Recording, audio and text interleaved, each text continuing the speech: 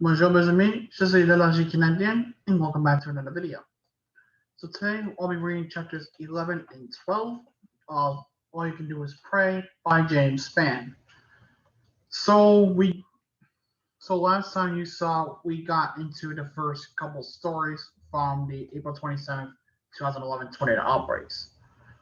So just going through everything right now because that's how I always start. That's how I always start this. Chapter 1 was how James Spann got into the meteorology business. Chapter 2 was a forgotten outbreak. Chapter 3 was the buildup. Chapter 4 was a morning round of storms. Chapter 5 was Coleman, Alabama tornado. Chapter 6 was the escalation. Chapter 7 was climax and de-escalation. Chapter 8 was the aftermath. Chapter 9 was the first story out of Pleasant Grove. Chapter 10 was the second story coming out of Bridgeport, Alabama. So the stories continue here in this episode. But before I get started, again, I want to remind you that the Discord for the channel is now up and running. Link that will be in the description, as well as the giveaway for profile picture and banner creations that is also up and running. All the requirements are in that Discord. I'll leave some details in the description, not many. And deadline is July 1st. So do get those in for a chance to win Nitro or Nitro Classic, depending on where you place. So, without further ado, let us get started. Chapter 11. She was smiling. Michael and Tina Forrest moved from Nashville to Alabama in 1996. Michael worked for a company called National Electrographics, which printed magazines like Southern Living and Cooking Light. They opened a facility in Birmingham, and Michael was asked to make the move to be in charge of the new location. With Tina taking a job as a paralegal in Rainbow City, the family decided to move to Lake Neely Henry in Ohatchee. It was a beautiful property on Eagle Cove Road just off of Alabama Highway 77. A horse pasture was across the way along with the 5W Ranch, which offers hydrotherapeutic exercise for horses. The Great Recession of 2008 brought a career change for Michael. He took a job with Publix, working at the same store, Lee Branch, off US 280 in northern Shelby County, as his daughter, Jessica Peterson, who worked in the bakery. Michael was a people person, and he absolutely loved his new job, stocking the shelves and helping guests find what they needed. In 2011, Michael and Tina's son Blake was in the Marines and stationed in Afghanistan. During his first few years of military training, he stayed with his parents in Ohatchee when he was able to take leave. An Afghanistan tour of duty was a long one, and after being there for a year, Blake was scheduled to arrive back at Camp Lejeune on May 4, 2011. Michael, Tina, and Jessica came up with a plan to go to North Carolina and surprise Blake upon his arrival back in the States. Tina was to make the drive first, and then Michael and Jessica would come the next day after work. Afghanistan was a very dangerous place, and to the Forrest family, it was a miracle in their eyes that Blake was returning safely. Exactly 1 week before Blake was scheduled to arrive back on the States, on April 27, Jessica had a typical day planned. She went to work in the Publix bakery, and Michael was on duty that day as well. Jessica noticed many of the guests in the store were talking about the potential of severe thunderstorms and tornadoes, but she didn't have much time to think about that. After their shift had ended, Jessica invited her dad to stay with her family in their Vestavia apartment that night. He would spend the night there often when he was working consecutive days so he wouldn't have to make the long drive to Ohatchee, a 60-mile drive. But on this day, Michael decided to make the drive back home to Lake Neely Henry because he wanted to be with Tina. Michael and Jessica hugged, told each other I love you, and they went their separate ways. Once home, Jessica, her husband James, and 4-year-old daughter Ariel opted to watch a movie together. During the movie, Jessica received a text from her mom in Ohatchee asking if they were okay. Tina was watching weather coverage and was concerned. Jessica told Tina they were all fine and enjoying a family movie night there. Unfortunately, Jessica had no idea a violent tornado was down in St. Clair County and was headed directly towards her parents' home on illogical Road on the lake. The Peterson family went to the bed that night with no knowledge of the violent tornadoes that were tearing through Alabama. The next day, April 28th, Jessica got up and headed for work like every day. She started whipping up cakes and sweets in the Publix bakery. She noticed that most people were making comments about the tornadoes in Alabama the day before and how the death toll was climbing. Jessica and her family were pretty much off the grid and weren't aware of the tragedy. At one point that morning, she received a call for some extended family members in Tennessee after she had heard from her parents. At the time, Jessica didn't give it much thought. He told them the power was probably out and they couldn't charge their phones. Jessica right away tried calling them herself, but got no answer. A few hours went by and still no word. This is when fear crept into Jessica's mind. Were they close to a tornado? Were they hurt? Could they be in a hospital being treated for injuries from the storm? Even at this point, it never crossed her mind that they could have possibly lost their lives. While Jessica was waiting to hear from her parents in Ohatchee, she called her husband James, who wanted to drive over to the lake to check on Michael and Tina. Instead, Jessica told him to call the local police or fire department for information. She knew there probably be trees down and everywhere, and making that drive would be almost impossible. After that phone call, thoughts were swirling in Jessica's mind. She told a friend in the Publix that if some crazy chance Michael and Tina were killed by a tornado, it would be horrible. At the same time, it would be okay because of their death, because of their faith. A few moments later, a coworker in the bakery answered the phone, and Jessica could tell by the sound of the conversation that something was wrong.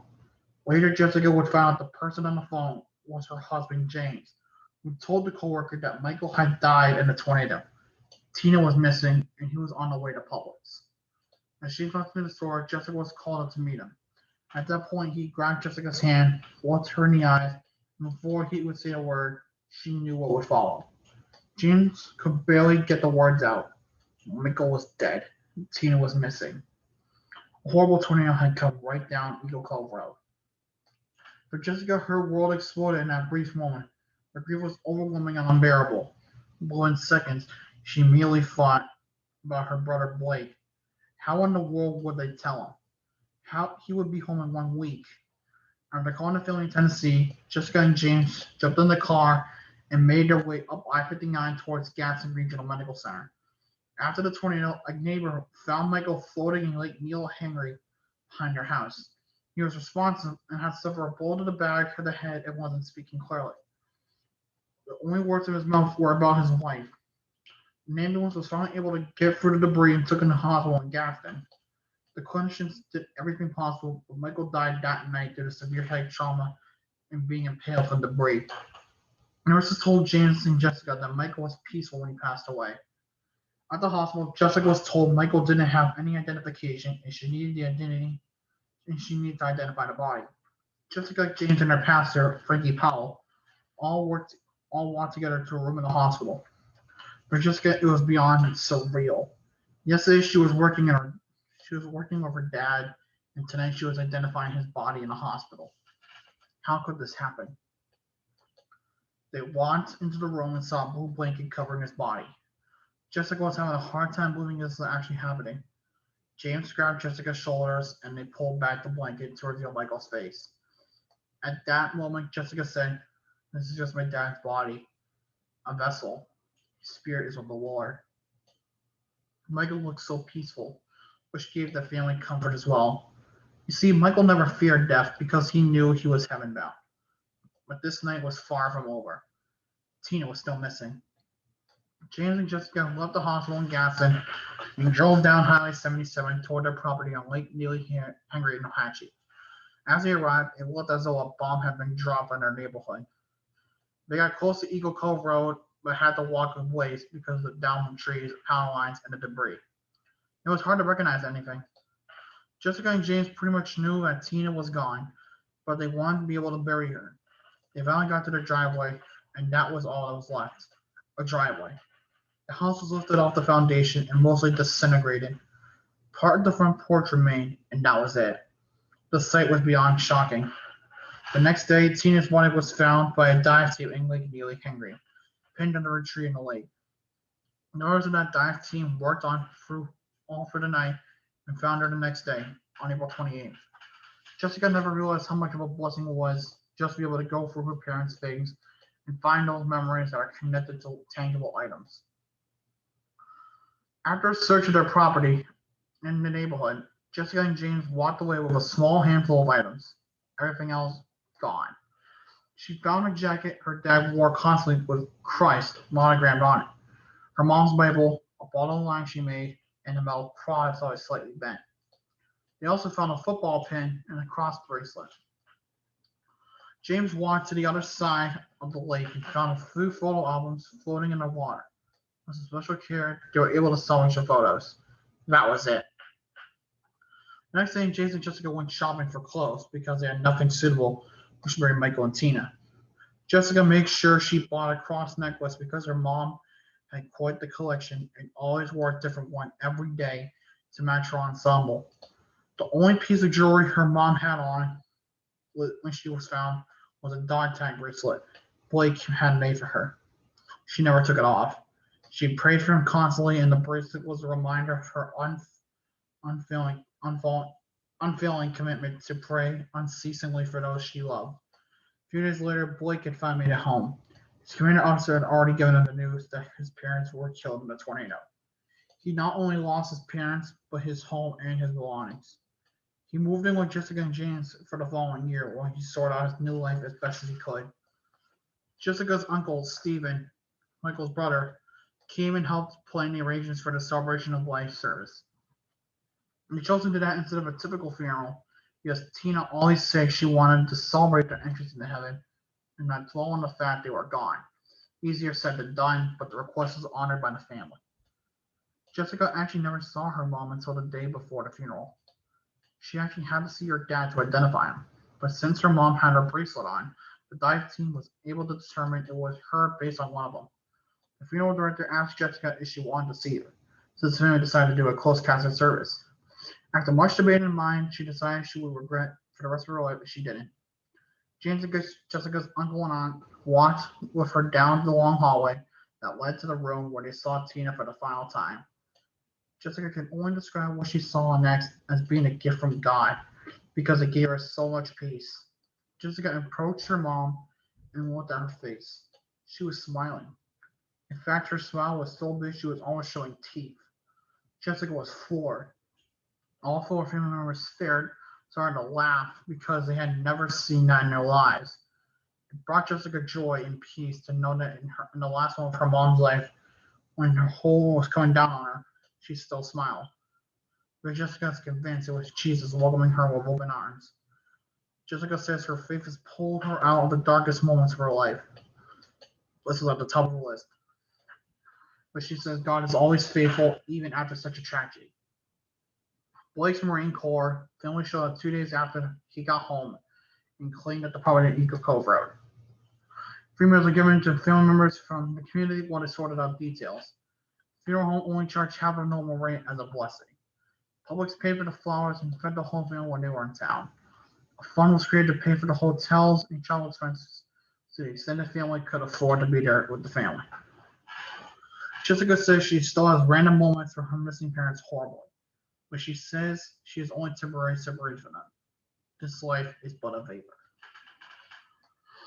Holy fuck.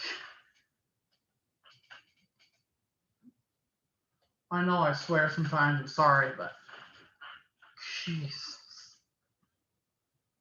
It's hard. Like it really is hard. Like to think about something like that. It's absolutely hard to think about. Like, how do you cope with that?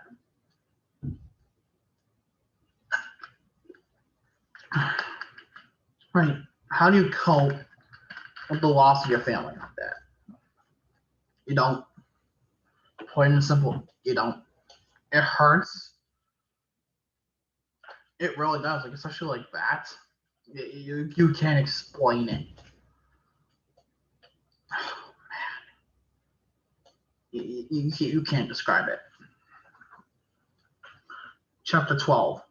The Night That Never Ended. Travis Parker was the chief of Tuscaloosa Fire and Rescue, Emergency Medical Services, or EMS in 2011. On April 27th, after getting off work at 4:30, he was headed to pick up his children from his mother-in-law's home. Before he got there, he looked to the west and saw something he won't soon forget. A large tornado was visible, and in his words, he was tearing Tuscaloosa up. Sorry, I've been doing this for a little while. He knew he had to get back to work, and his route was up Alabama 69, approaching Tuscaloosa from the south. By the time Travis got to Interstate 359 intersection, the tornado had already come through. He carefully drove through the debris field along 359, but couldn't exit on the 15th. He went north to Jack Warner Parkway and headed east. From radio communication, Parker learned that a crew was on the scene at Rosedale Court, where the damage was severe, and another crew was on 15th Street, also in the direct path of the tornado. At the time, the greatest need was for help in Alberta City, which was in ruins. He was able to turn north on the 25th and get into that area that desperately needed help. Travis Parker told me it looked like a bomb had gone off. He could not identify the location of Tuscaloosa Fire Station 4 in Alberta City. The community was unrecognizable. And soon after his arrival, he discovered that 3 people who had just lost their lives in the tornado. They were Jackie Jefferson, 45, 2 of her grandchildren, Sigrid Harris and Keyshawn Harris, 9 and 5, respectively. Parker covered the bodies and went to help establish a command center nearby. Darkness was setting in. There were no power, no street lights, no business lights, pitch black. At the command center, firefighters turned on a large light on their truck to illuminate the parking lot where they were located. Parker told me that people from all over Alberta City who were able to walk gravitated toward that light. Some were injured, some homeless, just wanted to know what was going to happen next. TDOT, the Tuscaloosa Department of Transportation, was able to clear University Boulevard, enabling EMS team members to transport the injured to DCH Regional Medical Center and also DCH Hospital in Northport. The job was an all-nighter for Parker and his crew. He said they were simply too busy to think about the magnitude of the disaster, and emotion never came into the play. They just did their jobs, treating the injured, getting them to a hospital, and giving people comforting knowledge that help was on the scene. Robin Early was on duty as a paramedic on April 27, 2011, working in an ambulance based in Walker County. She will be involved in the aftermath of 5 of the 62 tornadoes that day and night. Her first assignment of the day was medical transport, not related to the tornado outbreak, from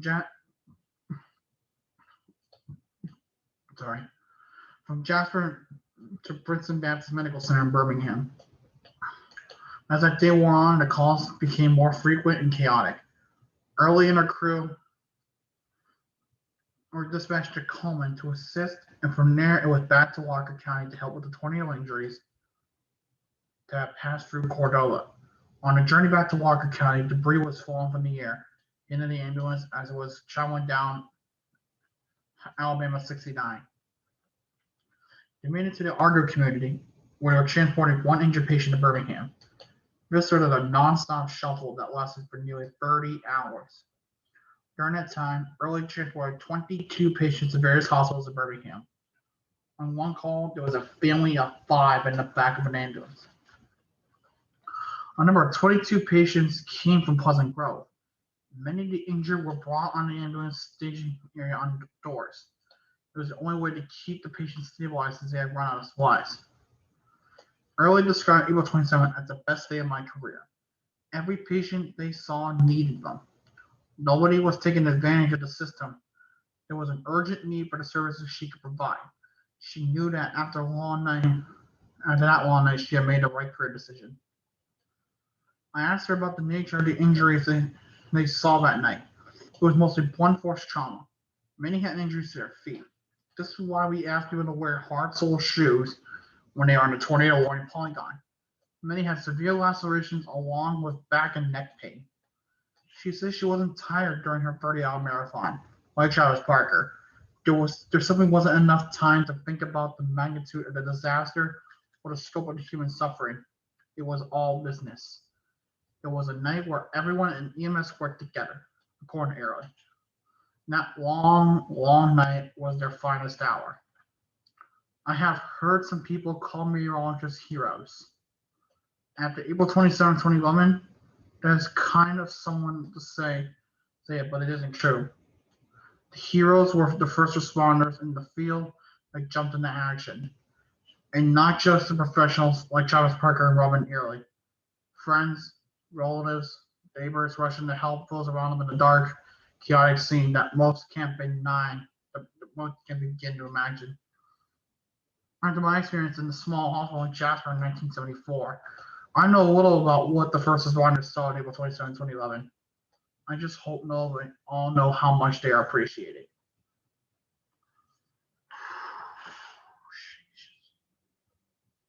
You can't even imagine, and especially for the EMS people that worked that night. It was like very tiring, very long. Like I saw here, like 30 hours of service for one shift. That is remarkable. And you can't describe how useful paramedics are and everybody in the EMS section of fire or whatever. You don't know how useful they are until they're really needed and they really get up to that test. It's just heartbreaking. And I'll do it for this episode. In this episode, I'll be reading chapters 13 and 14. Reminder again, Discord and the giveaway details are in the link in the description below. As always, thank you guys for watching. Hope you guys did enjoy. If you did, leave a like, comment down below what you guys want to see next. If you have not done so already, please subscribe and join the Illogical Army. Thank you guys. As always, on the Illogical, just l'illogique canadien. Bonne nuit et au revoir.